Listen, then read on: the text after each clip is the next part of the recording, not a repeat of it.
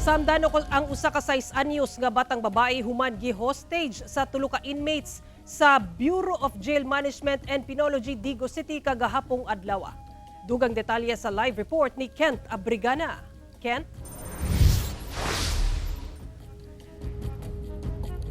Sara, nagapaayo pa sa karon ang usa ka minor de edad nga batang babae dinhi sa usa ka ospital sa Davao City. Human sa nahitabong hostage taking kagahapon kung asa naresolba kini sunod sa 2 ka oras. Nabulabog ang Bureau of Jail Management and Penology, Digos City kagahapon sa udto.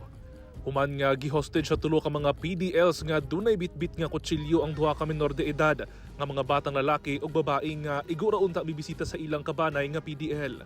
Ang mga sospek nagdemand nga buhian sila sa Kiblawan sa Davao del Sur, bugti sa gawasan sa 2 ka bata. Pipila ka oras ang milabay, madunggan ang wangwang sa van truck sa BJMP Digos City. Makita usab ang personahe sa kapulisan nga nagatang sa kilid sa gate. Makita nga giablihan ang gate ug bigawas ang sakyanan sa BJMP, sakay ang tulo ka sospek ug 2 ka hostage nga bata. Apan, diha nakagawas na kini sa gate.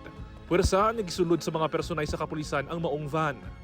Taod-taod, makita nga dunay kargang mga tawo padulong sa ambulansya. Human ang kapin 2 ka oras, na-rescue ang mga bata ug nasikop ang tulo ka PDLs. Sa investigasyon sa BJMP 11, nagpahigayon na pa sila og normal nga visitation ni adtong tungura dihang naitabo ang insidente. May mga bisita kasi doon na mga bata, na mga minors na dalaw din ng mga PGLDs doon sa loob. At yung tatlong PGLDs yun, meron din silang dalaw. So, ang nangyari is, inano nila yung tatlong PGLs, inuha nila, at kaagad sinakay sa BTB ban ng BJMP. Ang mga biktima, usa ka 10 anyos nga batang lalaki ug 6 anyos nga batang babae. Sumala sa kapulisan, palisuray matod pa ang pag-rescue sa mga bata tungod adunay bitbit nga kutsilyo ang mga sospek.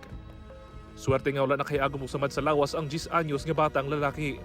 Apan nagadugo ang kauban ni ini nga 6 anyos nga batang babae nga dayang gidala sa ospital. Samtang sa maransab ang usa ka jail officer. Sumala sa kapulisan, duna matod pa'y kasong murder o frustrated murder ang tulo ka sospek. Hindi gusto nga nila na ang demand lang nila, ihatid sila sa Kiblawan. So yun lang. Sa karon, ginhanay na sa BJMP ang mga kaso nga ipasang-at batok sa mga sospek. Gipasabot usab ni ini nga isolated case lang ang nahitabong insidente. Sara, sa karon padayon sab ang investigasyon sa BJMP 11 kung duna ba'y kalapasan ang mga personahe sa maong pasilidad. Sa karon, wala usa ginatugutan ang dalaw sa BJMP 11 sa mga piniriso sa maong pasilidad. Sara. Okay, daghang salamat, Kent Abrigana.